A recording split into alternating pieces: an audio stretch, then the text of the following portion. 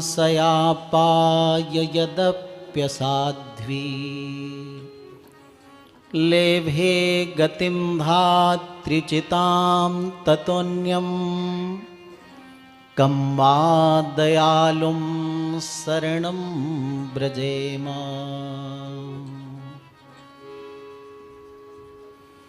बकासुर की बहन बकी पूतना स्तन में विष लगाकर श्री कृष्ण को मारने गई थी। यद्यपि असाध्वी तथापि भगवान श्री कृष्ण प्रभु उस पूतना को वही सद्गति मुक्ति देते हैं जो अपनी माँ देवकी यशोदा को देते हैं। सुखदेव जी कहते हैं, हो आश्चर्य है, विष पिलाने वाले को, मारने वाले को, सद्गति मुक्ति देने वाले प्रभु के अतिरिक्त तीनों लोक में इनसे दयालु दूसरा कौन हो सकता है जिसके शरण में हम जाएं। ऐसा एक श्लोक का सुंदर भाव है तो 18,000 श्लोक में कितने सुंदर भाव होंगे। सुखदेव जी महाराज भागवत पढ़ने के लिए पिताजी के पास आ गए। भागवत में बच्चों के लिए भी ज्ञान है। नारी पुरुष बालक युवा वृद्ध गरीब अमीर राजा महाराजा प्रजा, लौकिक पारलौकिक आध्यात्मिक सारा ज्ञान भरा हुआ है श्रीमद् भागवत में। क्या है श्रीमद् भागवत? निगम कल्प तरोर गलितम फलम। आगम निगम वेद वेदांत का परिपक्व फल है। कल आपने सुना ना,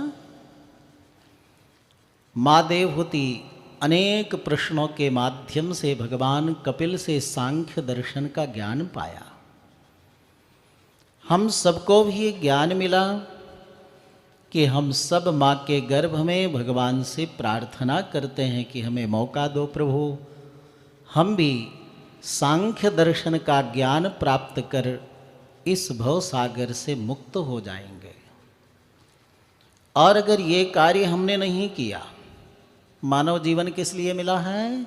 बार बार भागवत में बताया है, अनेक प्रसंगों से बताया है।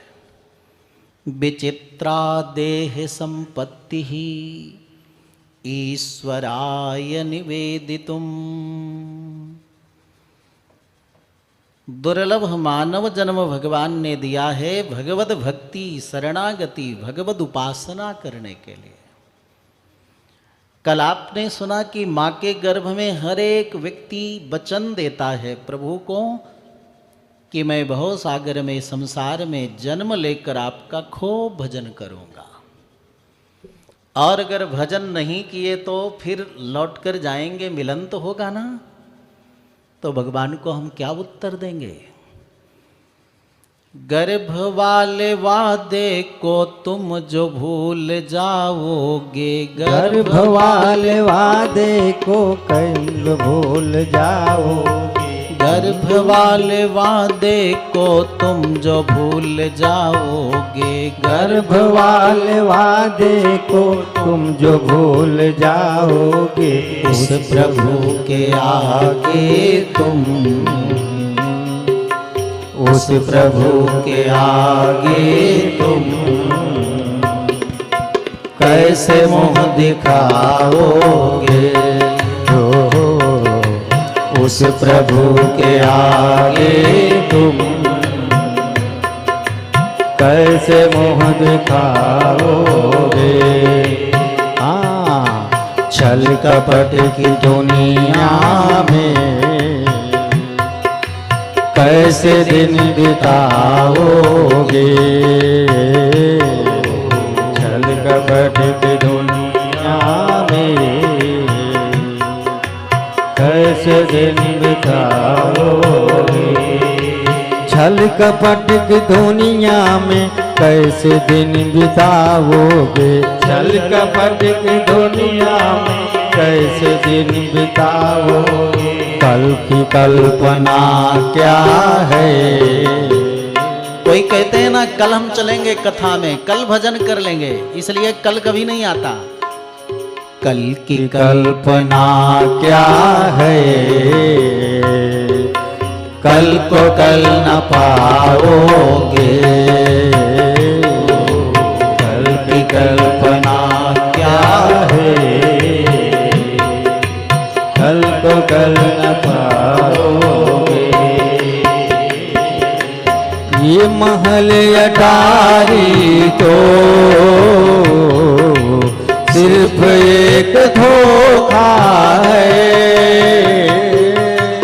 ये महल अटारी तो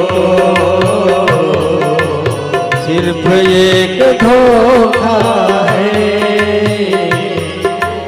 ये महल अटारी तो सिर्फ एक धोखा है। ये महल अटारी तो सिर्फ एक धोखा। कुछ न लेके आए हो, कुछ न लेके आए हो, और कुछ न लेके जाओगे।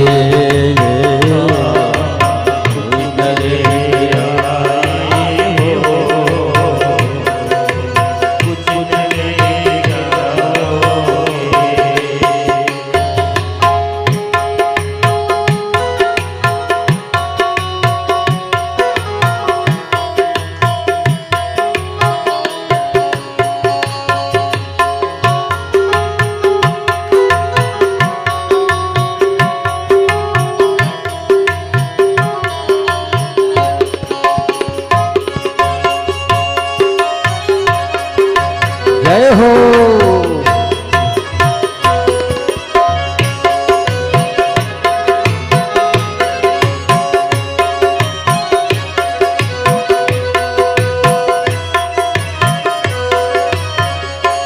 इसलिए कल बताया ना कि साथ में क्या जाएगा। बोले 7 दिन यहाँ बैठकर जो भागवत कथा श्रवण करते हो, जो आप अपने जीवन में पुण्य अर्जन करते हो, ध्यान उपासन करते हो, वही साथ में जाएगा, बाकी तो सब यहीं रह जाएगा। हम सब अपने पूर्वजों की कथा सुन रहे हैं। मनु महाराज की 3 कन्याएं थी। देवहूति के पुत्र के रूप में साक्षात परमात्मा कपिल देव के रूप में जन्म लेकर जगत को सांख्य दर्शन और भक्ति का ज्ञान दिया। और दूसरी बेटी थी जिसका नाम था आकुति। उसके पुत्र और पुत्री साक्षात भगवान नारायण और लक्ष्मी जी हुए, जिनका नाम यज्ञ और दक्षिणा था। दोनों का विवाह भी हो गया। यज्ञ की पत्नी का नाम है दक्षिणा। और तीसरी कन्या थी प्रसूति, जिसका विवाह दक्ष प्रजापति के साथ हुआ था। 16 कन्याएं हुई।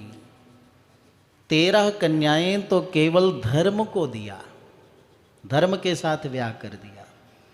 एक पितृदेवों को, एक अग्नि को, और सबसे छोटी कन्या सती का विवाह शिव जी के साथ हुआ। इन सबका बड़ा पवित्र नाम है। और इस सबके अंदर रहती हैं वो 13 कन्याएं। आपकी जो बुद्धि है ना, वो बुद्धि इस प्रकार अगर हो तो आपके जीवन में ऐसे सुख आदि पुत्र प्राप्त होते हैं। श्रद्धा, मैत्री, दया, शांति, तुष्टि, पुष्टि, क्रियान्नति, श्रद्धा नाम है। जिस व्यक्ति के जीवन में श्रद्धा होती है, श्रद्धालु होता है, उस श्रद्धा रूपी बुद्धि और विचारधारा के द्वारा आपके जीवन में श्रद्धासूत, श्रद्धा नाम की कन्या से शुभ नाम का पुत्र हुआ। आप यदि श्रद्धालु हैं तो आपके जीवन में शुभ ही शुभ है। यानी धर्म की पत्नी श्रद्धा से शुभ नाम का पुत्र हुआ। आप यदि धार्मिक हैं, आपकी बुद्धि यदि श्रद्धामयी है, तो आपके जीवन में शुभ ही शुभ है। ऐसे ही मैत्री अभयम, आपके चित्त में मैत्री भाव है सबके प्रति, शत्रु भाव नहीं है, तो आपके जीवन में अभय नाम का पुत्र होगा, किसी से भय नहीं होगा। और साक्षात धर्म की मूर्ति नाम की पत्नी से भगवान नर नारायण प्रकट हुए, जो बद्रीनाथ में आज भी तप कर रहे हैं। सभी कन्याओं का बहुत विस्तार हुआ वंश का, लेकिन सती की कोई संतान नहीं हुई।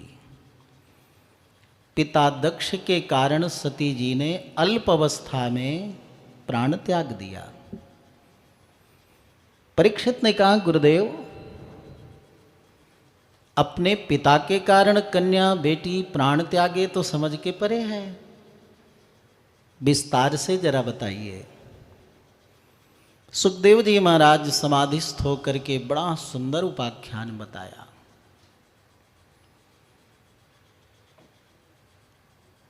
सारे देव ऋषि मुनि मिल करके एक बार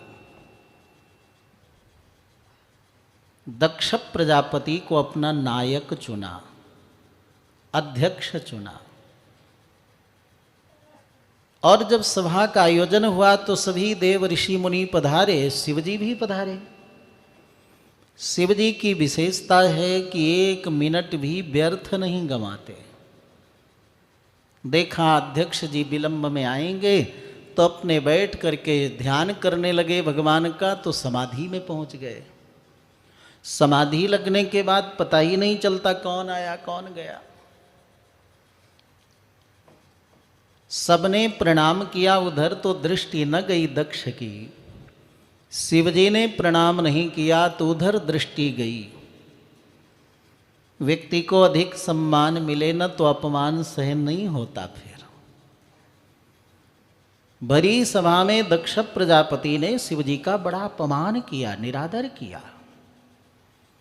नाम शिव है, अशिव वेश धारण किए, चिता की भस्म रमाता है, सर्प बिच्छू टांगे रहता है, भूत प्रेतों के साथ रहता है। देवताओं के कहने पर मैं अपनी बेटी देकर बहुत बड़ी गलती की। मैं शाप देता हूं कि आज से किसी यज्ञ में शिव जी को भाग नहीं मिलेगा, स्थान नहीं मिलेगा। शिव जी लौट कर अपने कैलाश में आ गए। ससुराल में स्वयं ससुर जी ने इतना अपमान किया शिव जी का, परंतु शिव जी लौटकर अपनी पत्नी सती से नहीं बताए। तो भाई लोगों को शिक्षा लेनी चाहिए कि कभी ससुराल में अपमान हो जाए तो देवी जी से मत बताओ, नहीं तो देवी जी अपने पिता भाई और परिवार यानी पीहर वालों का पक्ष लेंगी तो आपसे और विवाद बढ़ेगा। शिव जी ने चर्चा तक न किया।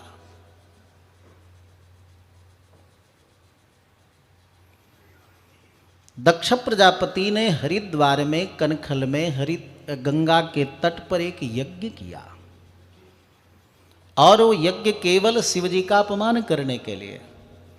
सबको निमंत्रण दिया, शिवजी को निमंत्रण नहीं दिया। देवी देवों को जाते देखकर सती जी ने शिवजी से प्रार्थना की। शिवजी ने कहा निमंत्रण तो आया नहीं। सती जी ने कहा यज्ञ हो, कथा हो, गुरुग्रह हो, बिना बुलाए भी जाना चाहिए। शिव जी ने कहा जहां जाने पर विवाद झगड़ा हो वहां नहीं जाना चाहिए। सती जी क्रुद्ध हो गई, मेरे पिताजी इतना आपका आदर करते हैं, मुझे बहुमान देते हैं और आप कहते हो अपमान होगा। तब शिव जी ने पूर्व घटित घटना को आज बताया। बताने के बावजूद भी सती जी अपने पिता दक्ष का पक्ष लेकर के बोली गलती आपकी है, मेरे पिता की नहीं है। समाधि के लिए तो ये गुफा है ना, यहाँ समाधि लगाओ। सभा में तो एक दूसरे के विचारों को आदान प्रदान करने के लिए आयोजन किया जाता है। सबने प्रणाम किया तो आपने क्यों नहीं किया? बहन बेटियां बड़ी हो जाएं, ससुराल में बाल बच्चे हो जाएं, पुत्र पौत्र हो जाएं, प्रपौत्र हो जाएं, लेकिन उनका स्नेह अपने पीहर के प्रति होता ही है। और गलत क्या है, जब आप लोग कहते हो ना भाई भाई में हम में प्रेम है, देवियों में खटपट होता है, महाराज सब संभल जाता है।